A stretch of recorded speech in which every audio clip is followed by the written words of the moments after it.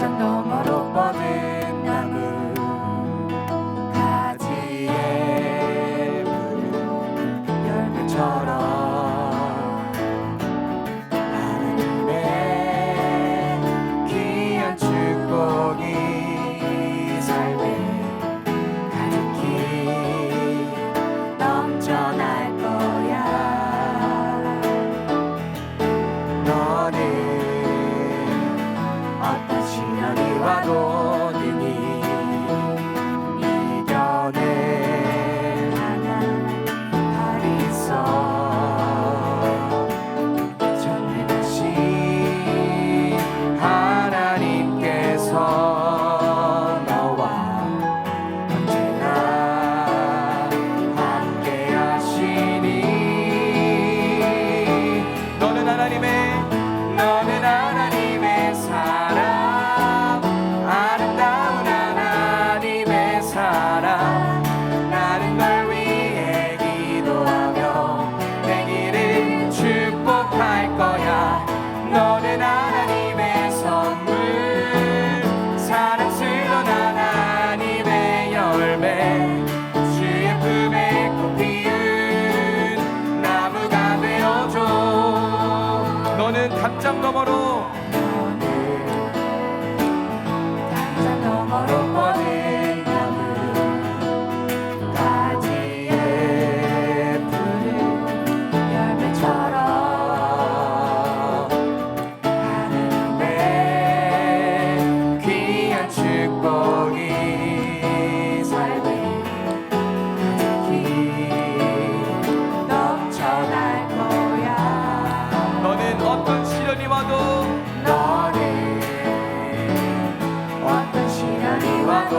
능히 이겨낼 만한 팔이 있어. 전능하신 하나님께서 너와 언제나 함께 하시니. 너는 하나님의 사랑, 아름다운 하나님의 사랑. 나는 널 위해 기도하며 내 길을 축복할 거야. 너는 하나님의 선물, 사랑스러운 하나님의 열매, 주의 품에 꽃 피운. 우리 마지막으로 너는 하나님의 사랑, 아름다운 하나님의 사랑. 나는 널 위해 기도하며 내 길을 축복할 거야. 너는 하나님의 선물, 사랑스러운 하나님의 열매, 주의 품에 꽃 피운 나무가 되어줘. 주님 이름으로 사랑합니다. 즐겁게 찬양하면서 하나님께 마음을 열리. 나의 영혼 주를 기뻐해. 진실하신 주를 찬양해. 내게 채우시는 하나님, 내게 채우시는 하나님, 이 시기에 내가 더욱더 뜨겁게 찬양하리. 손을 높이 들고 입을 크게 열면 주님 채우신다 말씀하셨네. 오 할렐루야, 주를 찬양해. 우리 모임 중에 임하시는 주 찬양해. 즐겁게 찬양하면서 즐겁게 찬양하면서 하나님께 마음을 열리.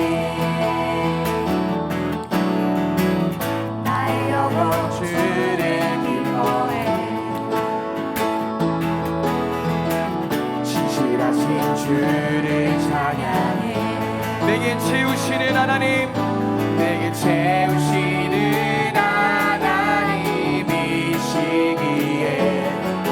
내가 더욱더 뜨겁게 찬양하리. 이 손을 높이 들고 입을 크게 열면 주님 채우신다 말씀하셨네.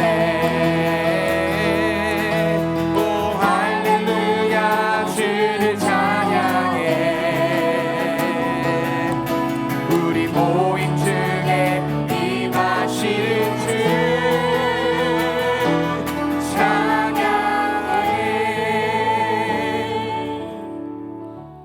우리 코로나 사태가 바로 나기 직전에 배웠던 찬양인데 저희들의 큰 은혜가 되었던 찬양 원하고 바라고 기도합니다. 우리 함께 입술을 열어 찬양하겠습니다.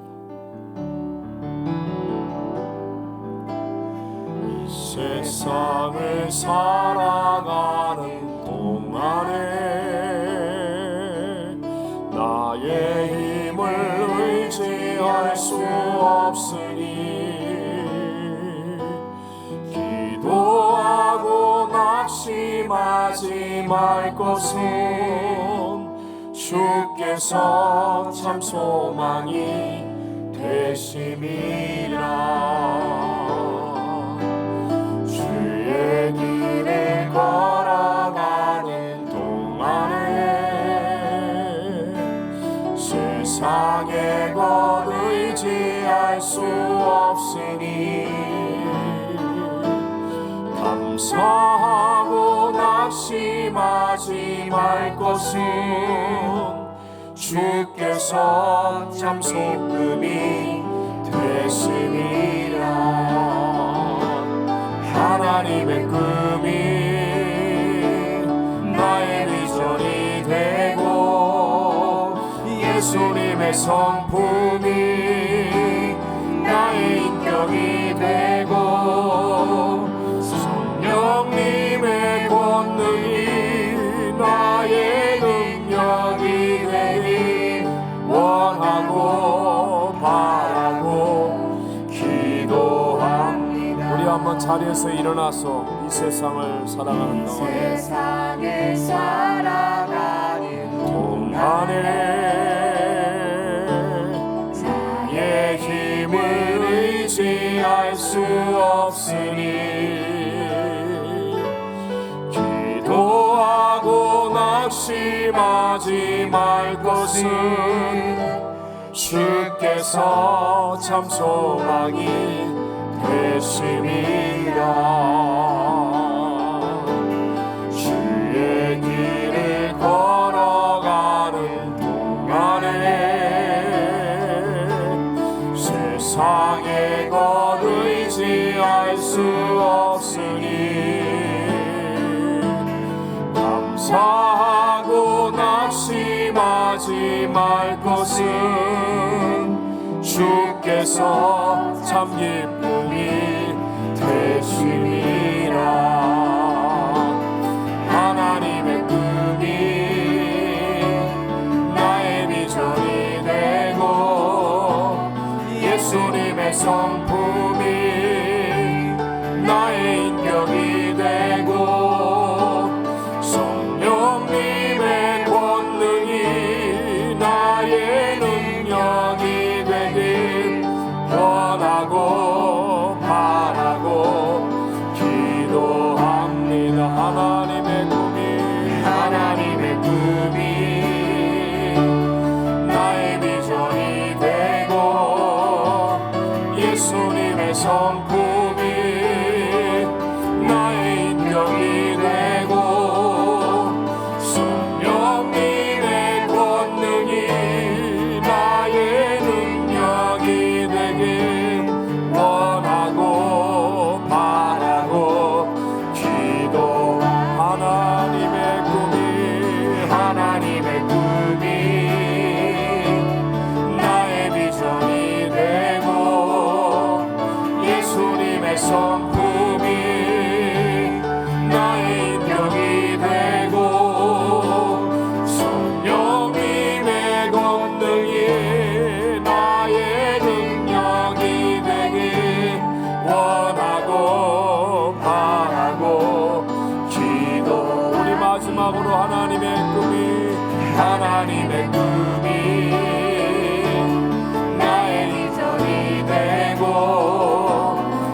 예수님의 성품이 나의 인격이 되고 성령님의 권능이 나의 능력이 되길 원하고 바라고 기도합니다. 원하고 바라고 기도합니다. 원하고 바라고 기도합니다.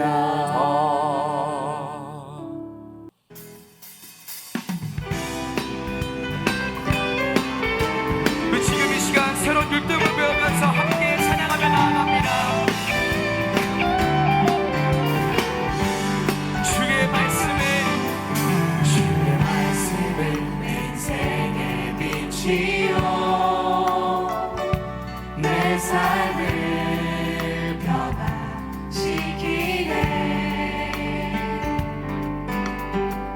주께서 말씀하신 대로 나는 하나님의 사랑받는 자녀 축복의 통로입니다. 우리 한 번 더 주의 말씀은 내 인생의 빛이요 내 삶을 변화시키네.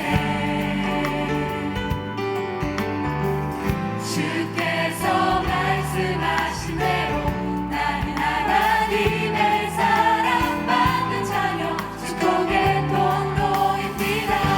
오늘도 주의 말씀에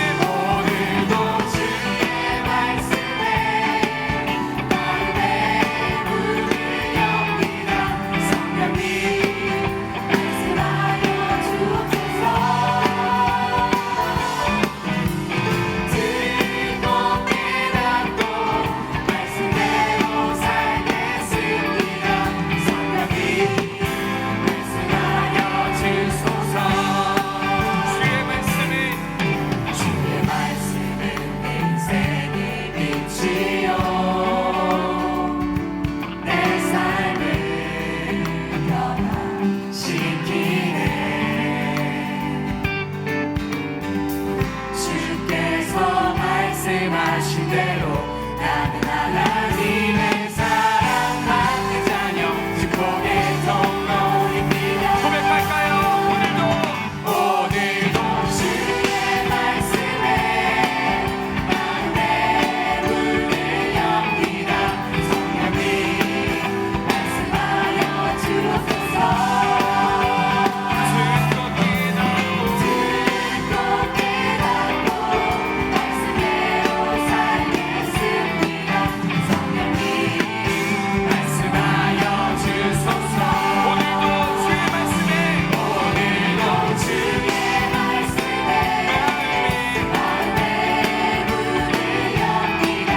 성령님 말씀하여 주옵소서. 듣고 깨닫고 말씀대로 살겠습니다. 성령님 말씀하여 주소서. 성령님 말씀하여 주소서.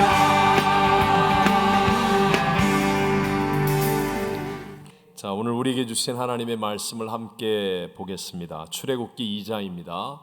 출애굽기 2장 1절로 10절의 말씀. 레위 가족 중 한 사람이 가서 레위 여자에게 장가 들어 그 여자가 임신하여 아들을 낳으니 그가 잘생긴 것을 보고 석 달 동안 그를 숨겼으나 더 숨길 수 없게 되매 그를 위하여 갈대 상자를 가져다가 역청과 나무진을 칠하고 아기를 거기 담아 나일 강가 갈대 사이에 두고 그의 누이가 어떻게 되는지를 알려고 멀리 섰더니 바로의 딸이 목욕하러 나일강으로 내려오고 시녀들은 나일 강가를 거닐 때에 그가 갈대 사이의 상자를 보고 시녀를 보내어 가져다가 열고 그 아기를 보니 아기가 우는지라.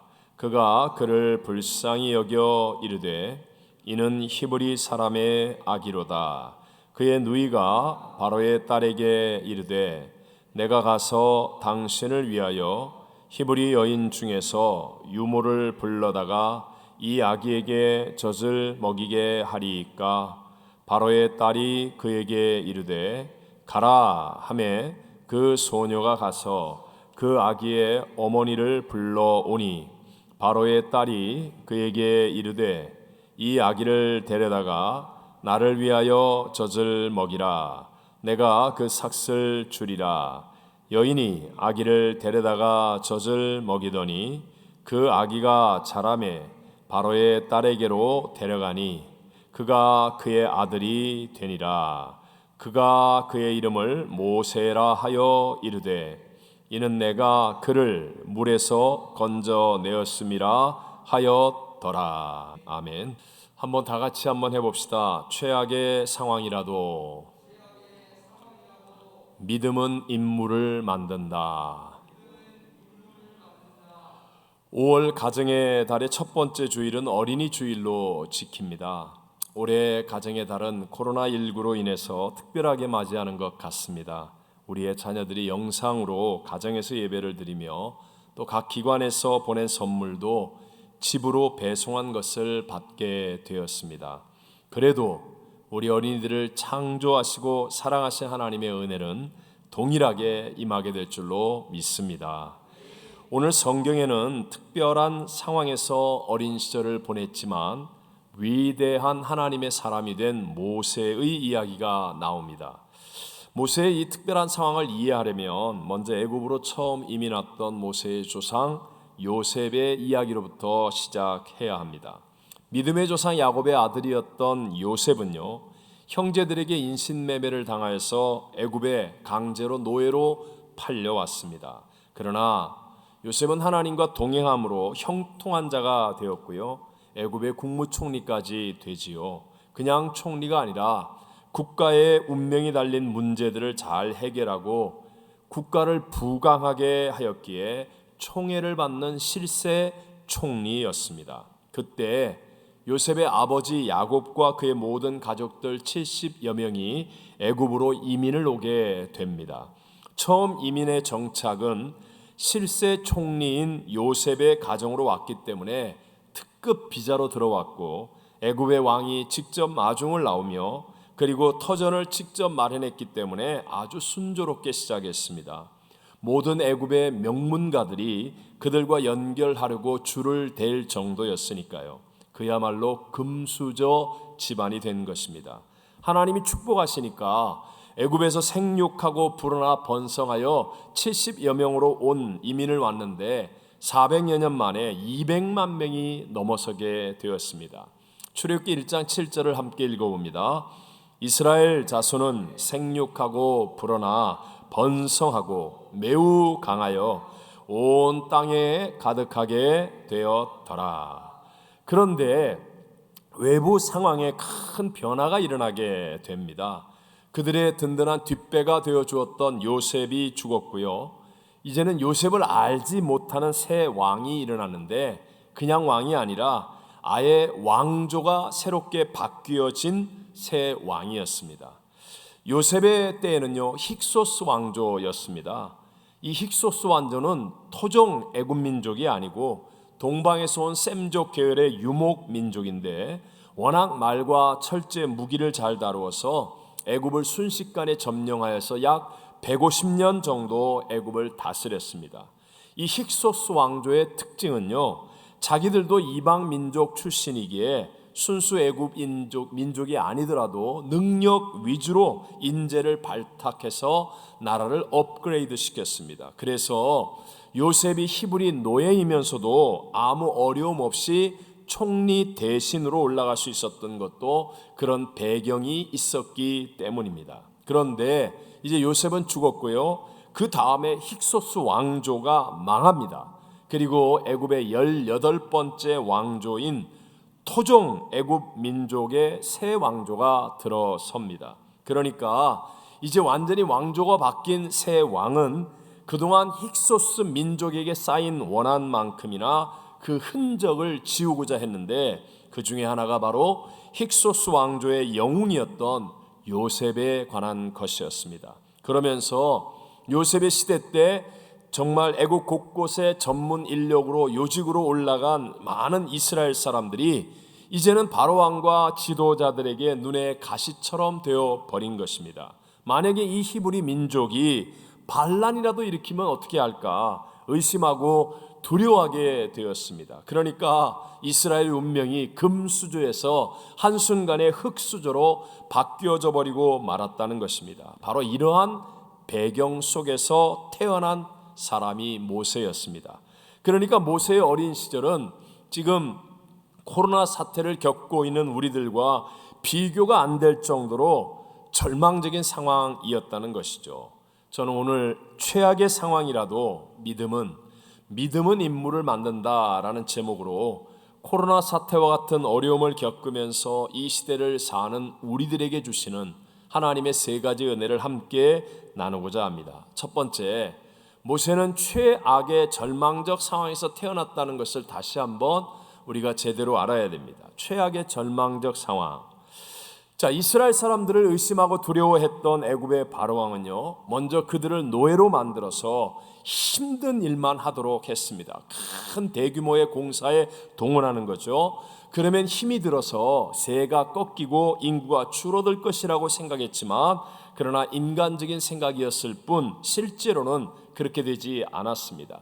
우리 출애굽기 1장 11절과 12절을 한번 읽어봅니다. 감독들을 그들 위에 세우고 그들에게 무거운 짐을 지워 괴롭게 하여 그들에게 바로를 위하여 국고성 비돔과 람셋을 건축하게 하니라. 그러나 학대를 받을수록 더욱 번성하여 퍼져 나가니 애굽 사람이 이스라엘 자손으로 말미암아 근심하여. 이렇게 더 어려운 노동으로 아주 엄하게 해도 소용이 없는 거예요. 그래서 이번에는 정말 악한 명령을 내립니다. 함께 우리 1장 15절 16절을 읽어봅니다. 애굽 왕이 히브리 산파 십브라와 하는 사람과 부하라 하는 사람에게 말하여 이르되 너희는 히브리 여인을 위하여 해산을 도울 때에 그 자리를 살펴서 아들이거든 그를 죽이고 딸이거든 살려두라. 정말 끔찍한 명령 아닙니까? 아들이면 죽이고 딸이면 살려라. 최악의 절망적 상황이라는 것이죠.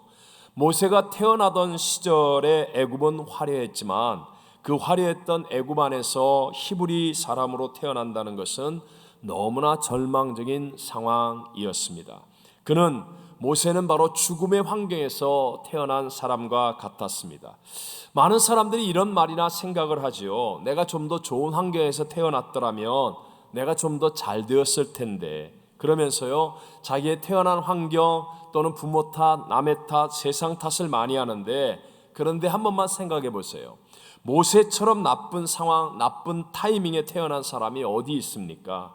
노예로 태어난 것도 힘든데 다 죽여버리는 그런 시대에 태어났다는 것은 얼마나 절망적입니까? 모세보다도 더 절망적인 상황에서 태어나는 사람은 아마도 없을 것입니다. 그러나 죽음의 환경이 곧 죽음은 아닙니다. 모세의 탄생이 오히려 그와 같은 절망적 죽음의 상황을 바꾸어 버리는 하나님의 해결책이 되었다는 것을 이제는 우리 모두가 다 알고 있지 않습니까? 자, 그러므로 우리 두 번째 마음에 새겨야 될 것이, 절망적 상황에서도 하나님은 뭐 하신다? 역사하신다. 이것을 여러분 마음속에 새겨야 합니다. 어떻게 하나님이 역사하십니까? 제가 구체적으로 오늘 성경에 나와 있는 세 종류의 역사를 함께 봅니다. 첫 번째, 히브리 산파들을 통해서 역사하셨습니다. 우리 출애굽기 1장 17절을 읽어봅니다. 그러나 산파들이 하나님을 두려워하여 애굽 왕의 명령을 어기고 남자 아기들을 살린지라. 아멘. 아까 우리 분명히 보았죠. 남자면 죽여라, 여자만 살려라. 이게 역사적인 사실이에요. 그래서 저렇게 고증이나 벽화나 이런 데에 다 나와 있죠. 절대 권력자의 명령이 떨어졌는데도 불구하고 히브리 산파들이 그것을 어기고 남자아이를 살립니다. 무시무시한 애굽 왕의 명령을 거역할 수 있었던 이유는 오직 하나였습니다. 그것은 바로 애굽 왕보다 더 높은 하나님을 두려워했기 때문이었습니다. 그 두려움은 공포심에 가득한 두려움이 아니라 정말 경외함으로 인한 두려움이었다는 것입니다. 히브리 산파들은요, 모세의 부모와 일면식도 없었습니다. 아는 사이라서 그렇게 한 게 아니라는 거예요. 하나님이 감동하셨기 때문에, 하나님이 역사하시고 하나님이 히브리 산파들에게 용기 있는 마음을 주셨기 때문에 바로 살리는 일을 하였다라는 것이죠. 오늘의 우리들에게도요, 히브리 산파 같은 믿음의 사람들이 주변에 있다는 것을 아셔야 합니다. 정말 고마운 분들인데 이분들은 내가 준비한 사람이 아니라 나도 모르는 사이에 하나님이 준비한 사람들입니다. 하나님을 경외하는 믿음을 가진 사람들로 우리 아이들의 인생에 결정적인 순간에 도움이 될 수 있는 사람들이 지금도 내 주변에 있다는 사실을 기억해야 합니다. 저는 사실 이번 코로나 사태로 참 큰 은혜를 받은 것 중에 한 가지가 우리 교육국의 전도사님들을 비롯한 분들이 정말 영적인 잠재력이 놀랍다라는 것을 보게 되었습니다. 밤을 새우면서 아이들에게 예배드릴 수 있도록 동영상을 만듭니다. 잘하는 전문가도 있지만 전혀 처음 해보는 분인데도 얼마나 노력하는지 그 정성과 그 동영상의 감동이 너무 큽니다. 또 열심히 선물을 준비하고 아이들과 교사들을 위해서 기도하는 것이 정말 이 시대의 히브리 산파 같은 믿음이다, 그런 감동을 받을 수 있었습니다. 자, 두 번째로 하나님의 역사는 구체적으로 모세의 부모님을 통해서 일어났습니다. 우리는 부모가 자기 자식을 살리는 것이 당연하다고 생각하지만 모든 부모가 다 자기 자녀를 믿음으로 살리는 것은 아닙니다. 세상적으로는 정말 열심히 자식을 챙기는 부모인데도 불구하고 영적으로는 챙기지 않는 부모들이 교회 안에도 얼마든지 있다는 것이죠. 우리 교회 말고 다 잘하리라고 생각하고요. 예를 들어 아이들의 학교 숙제, 출석, 시험 성적 이런 것들은 그냥 그렇게 신경을 쓰면서도 아이들이 과연 지금 말씀대로 살고 있는지, 우리 아이들이 기도하고 있는지, 성령 세례는 받았는지, 정말 영생의 믿음을 위해서는 뜨거운 열심이 없는 부모들도 있습니다. 여러분, 앞으로 우리가 살아갈 인생, 아니 우리의 자녀들이 살아갈 인생은요, 정말 미혹과 혼돈의 세상입니다. 그러니까 예수님께서 끝까지 견디는 자만 구원을 받으리라고 했는데 정말 우리 자녀들이 이 어렸을 때 믿음으로 준비되지 않으면 결코 이기는 자가 될 수 없는 그런 마지막 시대를 맞이하게 된다는 것이죠. 사도행전 7장 20절 말씀을 같이 한번 읽어봅니다. 그때에 모세가 낳는데 하나님 보시기에 아름다운지라 그의 아버지의 집에서 석 달 동안 길리더니. 아멘. 보십시오. 모세의 부모가 하나님 보시기에 아름다운지라 믿음의 눈을 가지고 있다는 거예요. 자기 자식은 다 고슴도치도 자기의 자식이 이쁘게 보이지만 그런 눈이 아니라, 육신의 눈이 아니라, 인간적인 눈이 아니라 하나님 보시기에 아름다운지라. 부모가 믿음의 눈을 뜨니까 이 아이에게는 하나님의 임재가 있다, 뭔가 하나님이 이 아이를 사용하시겠구나, 하나님의 섭리와 은혜가 있음을 보게 되었다는 거죠. 그래서 히브리서 11장 23절에 이렇게 말합니다. 믿음으로 모세가 낳았을 때에 그 부모가 아름다운 아이임을 보고 석 달 동안 숨겨 왕의 명령을 무서워하지 아니하였으며. 그러니까 절대 권력자인 왕의 명령이 아이를 죽이라는 것임에도 불구하고 하나님이 보시기에 아름다운 아이라는 그 믿음의 마음이 들어오니까 왕보다 더 높은 하나님을 경외하는 믿음으로 행동하는 거예요. 그래서 그 아이를 살려냈다라는 것입니다. 이와 같이 오늘날도 여러분, 세상이 요구하는 것 또는 세상의 가치관과 하나님의 말씀이 부딪힐 때, 그때 여러분은 과연 모세의 부모처럼 하나님 쪽을 따를 수 있겠습니까? 이게 중요하다는 거예요.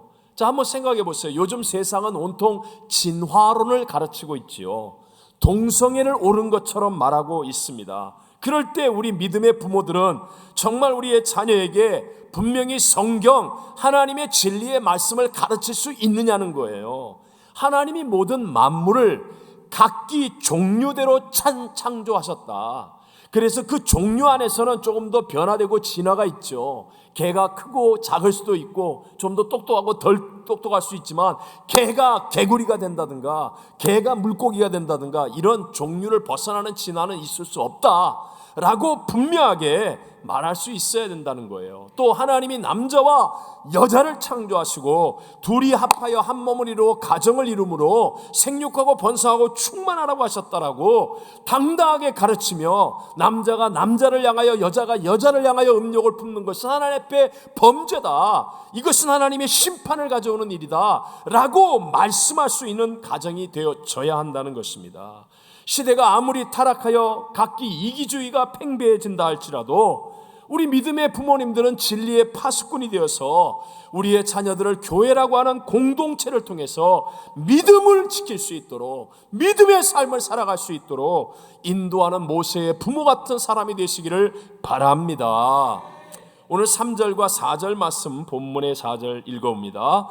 더 숨길 수 없게 되매 그를 위하여 갈대 상자를 가져다가 역청과 나무친을 칠하고 아기를 거기 담아 나일강가 갈대 사이에 두고 그의 누이가 어떻게 되는지를 알려고 멀리 섰더니, 부모가 자기 자녀를 위해 믿음으로 할 수 있는 최선을 다하고 이젠 더 이상 모세를 숨길 수 없는 시간이 되니까 모세의 부모는 나일강에 버리긴 하지만 그냥 버리는 게 아니라 역청을 바른 갈대 상자에 넣어서 버린다는 거예요. 이 말은 하나님의 손에 자기의 자녀를 맡겨드린다는 거예요. 하나님의 손에 맡기는 것.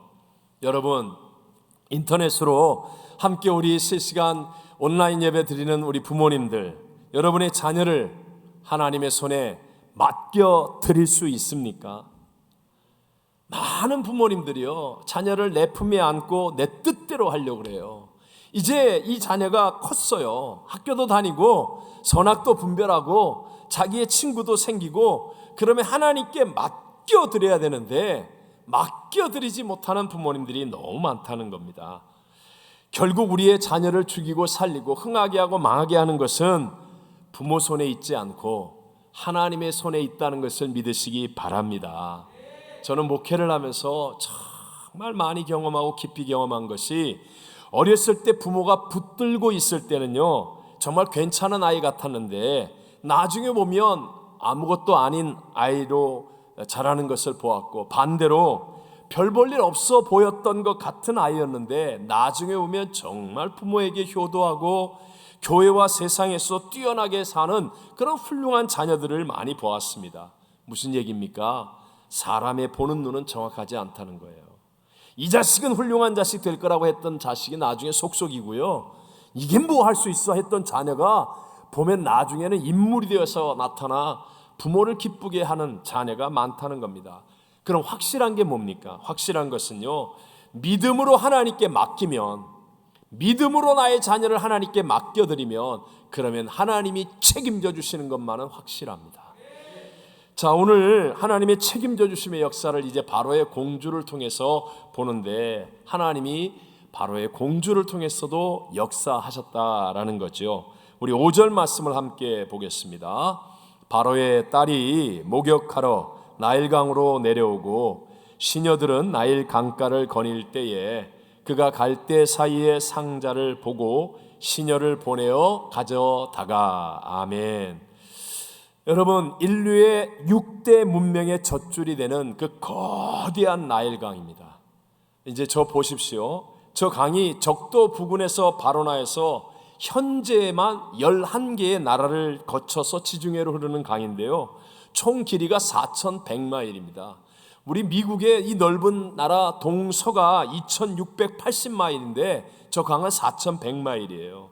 더군다나 나일강의 깊이가요 평균 8m에서 11m예요. 그리고 넓이는 평균 약 2.8km, 넓은 곳은 약 7.5km나 된다는 겁니다. 그런데 저렇게 어마어마한 나일강에서 어떻게 갈대 상자가 정확하게 바로 왕의 목욕하는 공주 앞에 갈 수가 있었느냐는 거예요. 저런 강에서 정확하게 바로의 공주 앞에 모세의 갈대 상자가 갈 수 있는 것은 하나님의 내비게이션이 달려있기 때문이에요. 하나님의 손길. 자, 여기서 우리가 깨달아야 되는 것은 하나님은요, 험한 과정을 없애주시지는 않지만 그 아이를 나일강에 띄워놓는, 그 나일강 악어와 하마가 있고 소용돌이 치는 금류가 있고 그런 것들이 있는 곳에 이렇게 그것을 없애주진 않아요. 그런데도 불구하고 하나님은 그 고난의 과정 속에 항상 함께 하시고 인도해 주시는 분이시라는 것, 여러분 이걸 믿으시기 바랍니다. 우리의 자녀들 세상에 보내고 또는 선교를 보내고 여러 가지 일을 하게 할 때 거기에 악어도 있고 하마도 있어요. 때로는 빠른 물살과 큰 소용돌이도 칩니다. 하지만 열애가 없어요. 가야 되는 거예요. 우리 자녀들이 가야 되는 거예요.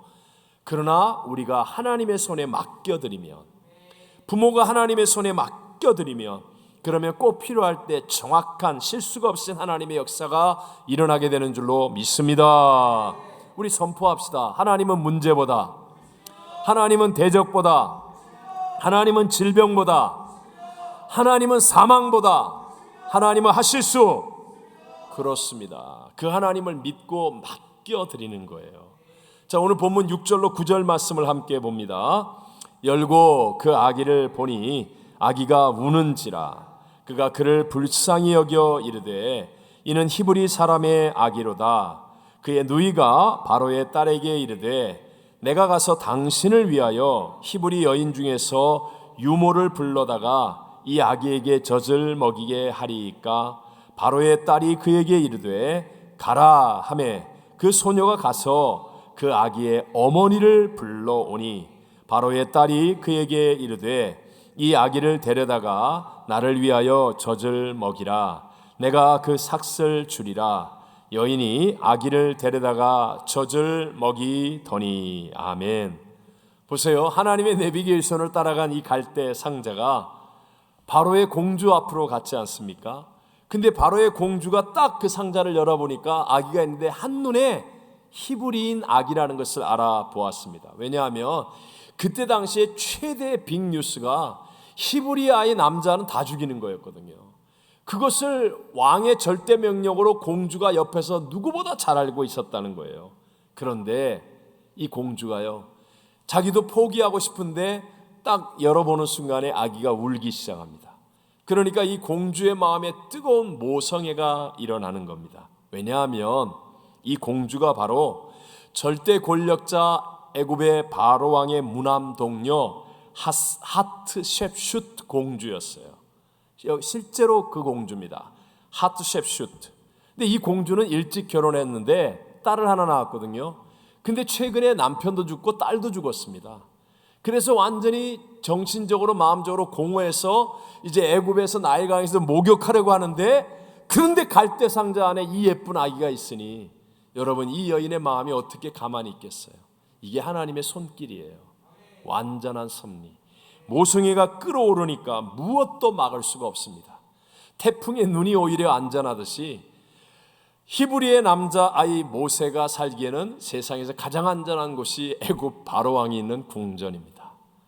더군다나 자기의 어머니가 유모가 되어서 집에 가서 먹이고 또 데려오고 그냥 히브리 교육, 하나님 말씀을, 신앙을 교육을 하면서 철저하게 이렇게 보호받고 자랄 수 있는 이 하나님의 역사, 우리의 생각을 뛰어넘는, 우리가 만들 수도 없고 꾸밀 수도 없는 우리 실수가 없인 하나님의 수천 수억만 가지의 역사는 반드시 어떤 절망적인 상황에서도 일어난다는 것을 믿으시기 바랍니다. 자, 그럼 마지막 세 번째로 그것을 내게 적용해야 돼요. 나에게도 그런 일이 일어나야 되지 않습니까? 그러려면 문제에 사로잡히지 말고 말씀과 기도로 하나님 앞에서 크게 생각하는 것을 훈련해야 됩니다. 문제에 사로잡히지 말고. 제가 지난 주일에도 자기 중심적인 생각에 사로잡히면 주인이신 하나님을 못 보게 된다라는 말씀을 드렸습니다. 마찬가지로 문제의 마음을 사로잡히고 입술이 문제의 마음을 문제에 점령당해서 입만 열면 문제 얘기하고 그러면 그 사람은요 하나님의 역사와 상관없습니다. 문제에 사로잡히면 끝. 그런데 어떤 문제가 있다 할지라도, 어떤 대적이 괴롭힌다 할지라도 내가 말씀과 기도로 하나님을 생각하며 크게 생각하면 그 어떤 것도 합력하여 선이 되는 역사가 일어나게 될 줄로 믿습니다. 한번 생각해 보세요. 만약에 고난과 위기가 없어서 모세가 갈대 상자에 넣어지지 않았다면, 그래서 정상적으로 부모 밑에서 자랐다고 한다면 모세가 이런 최고의 교육을 받을 수 있었겠습니까? 그 당시에는 퍼블릭 교육이라는 게 없잖아요. 그러니까 귀족들과 왕족들만 받을 수 있는데, 아니 노예의 자식인 모세가 어떻게 애굽의 최고의 학문, 경제, 군사, 행정, 시스템 이 모든 것들을 배워서 200만 명을 이끌 수 있는 사람이 되겠습니까? 절대로 불가능했어요. 그 문제였지만 중요한 건 모세의 부모가 문제보다도 하나님의 말씀을 붙들고 크게 생각하는 거예요. 이미 하나님께서는 아브라함에게 약속하여 말씀하셨습니다. 예언으로. 우리 창세기 15장 13절을 읽어볼까요? 여호와께서 아브라함에게 이르시되 너는 반드시 알라. 내 자손이 이방에서 객이 되어 그들을 섬기겠고 그들은 400년 동안 내 자손을 괴롭히리니. 이미 하나님이 예언한 말씀을 구전으로 들었습니다. 야곱을 통해, 요셉을 통해 전해진 그 말씀, 우리가 이렇게 400년 동안 객이 되어서 이 애굽에서 고생하고 노예 생활하는 게 이미 하나님이 예언해 놓으셨구나. 그런데 우리가 이제 나갈 수 있게 될 거야 라고 하나님을 생각하는 거예요. 내게 지금 이 자식 어떻게 하지? 이걸 어떻게 나일강에 띄워보내지? 이게 아니라 하나님의 말씀을 붙들고 하나님을 생각하면서 크게 생각하는 거예요. 이 아들에게 무슨 일이 일어날지 하나님은 아실 거야. 그러니까 띄워보낼 수 있는 것이고, 그러니까 우리가 생각하지 못하는 모세는 애굽의 궁전에서 최고의 교육을 받은 민족의 지도자로 자라날 수 있는 것이고, 하나님의 역사는 그의 삶 속에, 그 가정 속에 이스라엘 민족에게 나타나게 된 줄로 믿습니다. 예수님은 지금 이 시대를 살고 있는 우리들에게도 이 땅에서는 너희가 고난, 환난을 당할 것이라고 예언하셨습니다. 그러나 우리가 승리한다는 거죠. 대표적으로 요한복음 16장 33절 끝부분을 읽어봅니다. 세상에서는 너희가 환난을 당하나 담대하라. 내가 세상을 이기었노라. 그러니까 여러분, 예수님이 예언한 대로 우리가 문제를 만나요, 안 만나요? 만나요. 환난을 당해요, 안 당해요? 당해요. 이건 이미 예언됐어요. 그러니까 여기에 마음을 빼앗기면 안 된다니까요. 내가 이렇게 억울합니다. 나 이렇게 환난을 당했습니다. 나 이런 문제 속에 있습니다. 이렇게 입술과 마음과 생각을 점령당하면 안 되고, 담대하라 내가 세상을 이겼노라 하신 주님을 바라보는 겁니다. 주님을 의지하는 겁니다. 주님께 기도하는 것입니다. 그러면요, 내가 상상하지 못했던 아까 하나님이 역사하셨던 그 놀라운 방법들처럼 수천 수억만 가지의 방법의 역사가 일어나서 오늘의 환난이, 오늘의 위기가 나중에 내일의 나를 큰 인물로 되게 만들고 하나님의 승리를 선포하는 하나님의 사람으로 우뚝 서게 해주실 줄로 믿습니다. 기억하십시오. 정말 중요한 원칙 중에 원칙. 예수님 우리에게 문제를 없애주시는 게 아니라니까요. 문제를 없애주시는 게 아니라 그 문제가 있을 때, 억울한 일이 있을 때 문제를 상대하지 않고 예수님을 붙들고 말씀과 기도 속에 살면 제3의 길이 되어주시는 거예요. 다른 세상 사람들은 흉내도 낼 수 없는, 따라잡을 수 없는, 빼앗을 수 없는 제3의 길의 승리자가 되어서 하나님께 영광을 돌리게 해주실 줄로 믿습니다. 사도행전 2장 17절에 이렇게 말씀하죠. 하나님이 말씀하시기를 말세에 내가 내 영을 모든 육체에 부어주리니 너희의 자녀들은 예언할 것이요 너희의 젊은이들은 환상을 보고 너희의 늙은이들은 꿈을 꾸리라. 아멘. 그러니까 이렇게 우리 하나님은요, 세상의 문제 속에서, 세상의 수준 속에 사는 게 아니라 자꾸만 이렇게 꿈을 꾸고 더 큰 비전을 갖고 사명 속에 살아가라는 거예요. 지금 모세가 단순히 모세 하나 잘 먹고 잘 입고 안전하게 살기 위해서 애굽의 궁전에 들어가는 게 아니라 하나님의 더 큰 플랜을 위해서 거기에 합당한 사람이 될 수 있도록 하나님이 이끌어 가시는 거 아니에요? 그런 꿈과 비전을 갖는 사람이 되어져야 한다는 것입니다. 이것이 하나님의 뜻이라는 거죠. 보십시오. 모세의 나이 40이 되었을 때 그때 모세에게는 자기의 민족을 위하겠다는 마음이 일어났다라고 말합니다. 왜입니까? 그의 부모님이, 어머니가 특별히 모세에게 믿음을 심어주었고 신앙을 교육했기 때문입니다. 자, 모세의 엄마가 모세가 민족을 구원할 지도자가 되리라 이런 생각 안 했습니다. 자기가 무슨 계산을 가지고 한 거 아니에요. 그냥 모세의 어머니는 말씀을 상대하는 겁니다. 말씀을 심어주는 것이고요. 그냥 하나님을 찬양하는 법을 가르쳤을 것이고 기도하는 법을 가르쳤을 것입니다. 그걸 그냥 하나님을 상대하는 거예요. 나머지는 하나님이 알아서 하신다는 거예요. 오늘도 마찬가지입니다. 우린 자꾸 문제를 내가 해결하려고 그러고 문제와 싸우려고 그러고 문제를 고민하려고 하면 백전백패 못 일어납니다. 하지만 우리가 자꾸 하나님 말씀을 나누는 거예요. 그래서 말씀의 피드백을 나누고 말씀에 대한 은혜를 선포하고 함께 쉐어하고 함께 기도 제목을 나누고 성령이 주는 꿈을 붙들려고 하고 이렇게 하다 보면 내가 참 바보처럼 문제가 이렇게 큰데 지금 뭐 하고 있는 거야 할지 모르지만 역사의 주관자는 하나님이십니다. 그 하나님은 절대로 실수가 없습니다. 내가 하나님을 향하여 눈을 들고 있는 사이에 내가 할 수 없는 일들 속에 하나님의 섭리가 일어나고 역사가 일어나서 모세와 같이 위대한 승리를 이루게 될 줄로 믿습니다. 중요한 것은 이것입니다. 크리스찬 집안에서 태어난다고 해서 그 사람이 자동적으로 하나님의 사람이 되는 것이 아니라는 것을 알아야 됩니다. 즉 하나님을 향하여 말씀과 기도의 삶으로 성령의 꿈의 사람으로 반응하는 사람이 되는 게 아니라는 거예요. 우리가 정말 의식적으로 가르치고 노력해야만 한다는 겁니다. 모든 사람들이 세상에서 교육을 받고 이러면서요 문제를 상대하고 문제를 해결하는 것은 자연스럽습니다. 그런데 문제가 있는데 하나님을 찬양한다 그러면 난 미쳤다 그럽니다. 하나님께 나 기도하고 있다 그러면 다 바보라고 얘기합니다. 바로 이렇게 이 세상을 극복하고 이렇게 할 수 있도록 집에서 가정에서 우리의 자녀들을 철저하게 가르치고 훈련해야 됩니다. 여러분 이 땅에서 잘 먹고 잘 입고 잘 사는 것으로 코로나 바이러스 못 이긴다고 그랬잖아요. 미국의 대통령도 못 이깁니다. 그러나 영생과 부활의 믿음 안에 있으면 사명을 가지고 꿈을 가지고 살면 그까짓 거 우리 이겨내고 하나님의 영광을 체험하는 승리가 나타나게 될 줄로 믿습니다. 이것만이 영원히 남을 수 있는 올바른 삶의 길이라는 거예요. 믿음으로 사는 것. 다시 한번 여러분 애굽에 정말 화려하고 전쟁 잘하고 돈 많고 그런 왕들이 무지하게 많았거든요. 왕조만 20번이 바뀌었으니까. 그런데 우리는 그런 왕의 이름 아무도 기억하지 못하잖아요. 그런데도 노예 출신 모세는 다 기억합니다. 세상 사람 다 알고 있습니다. 왜요? 믿음의 사람이었기 때문에. 믿음의 사람이었기 때문에. 우리 모두가 다 알고 있고 존경하는 헬렌 켈러라는 분, 태어난 지 19개월 만에 심한 고열로 눈과 귀와 말을 다 잃어버렸어요. 삼중고. 하지만 믿음의 사람 앤 설리반이라는 선생님이 하나님의 사랑으로 그를 붙들었습니다. 그래서 하나님이 주시는 비전을 붙잡게 되었고요. 88세의 생애를 정말 가치 있게 사는 승리의 인생이 되었습니다.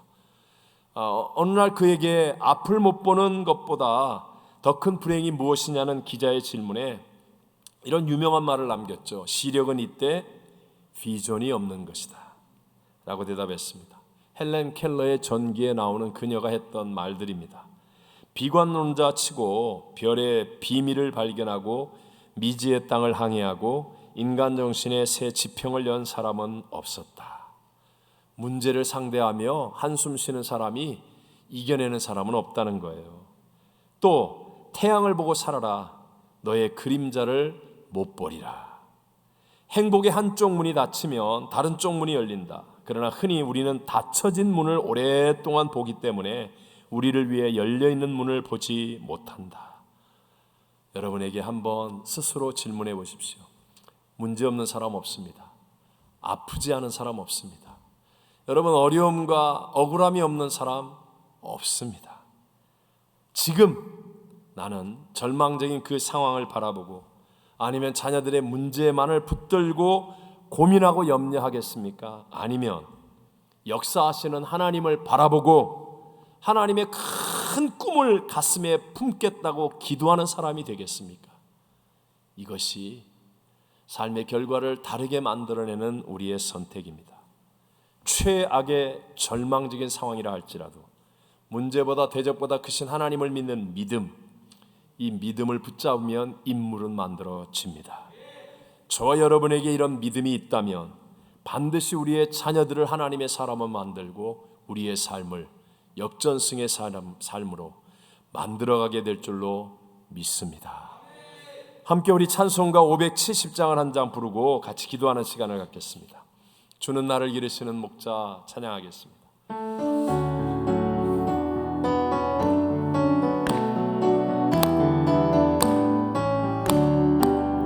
주는 나를 기르시는 목자여 나는 주님의 귀한 어린 양 푸른 풀밭 맑은 시냇물 가로 나를 늘 인도하여 주신다.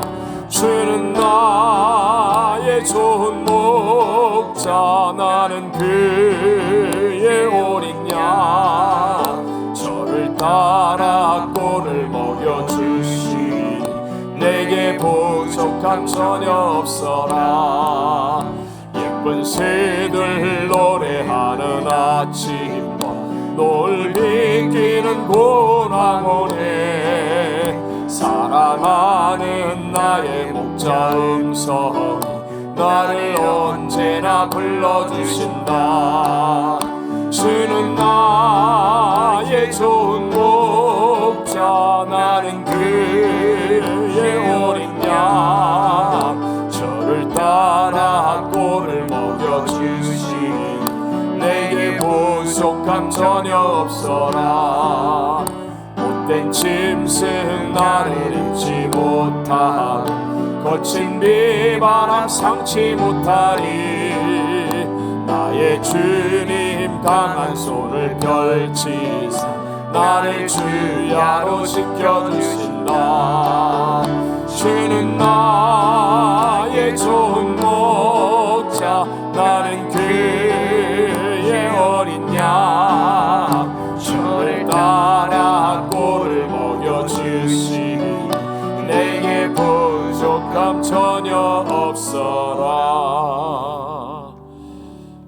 하늘 보자 버리고 이 땅에 오셔서 십자가에서 나의 죄의 값을 다 지불하시고 사망의 무덤에서 승리하시고 부활하신 나의 구세주 교회의 머리이신 예수 그리스도의 무한하신 은혜와 나 같은 죄인을 구원하기 위해 독생 성자도 아낌없이 내어주신 하나님 아버지의 영원하신 사랑하심과 지금도 역사하시는 하나님을 체험할 수 있도록 권능으로 임하시는 보혜사 성령 하나님 교통교제 충만케 하심이 5월 가정의 달 어린이 주일 예배를 드리는 사랑하는 모든 성도들 위해 가정 위에 우리 어린 영혼들 위해 그리고 복음을 전하는 선교사님들과 선교지 위에 영원토록 함께 계실지어다.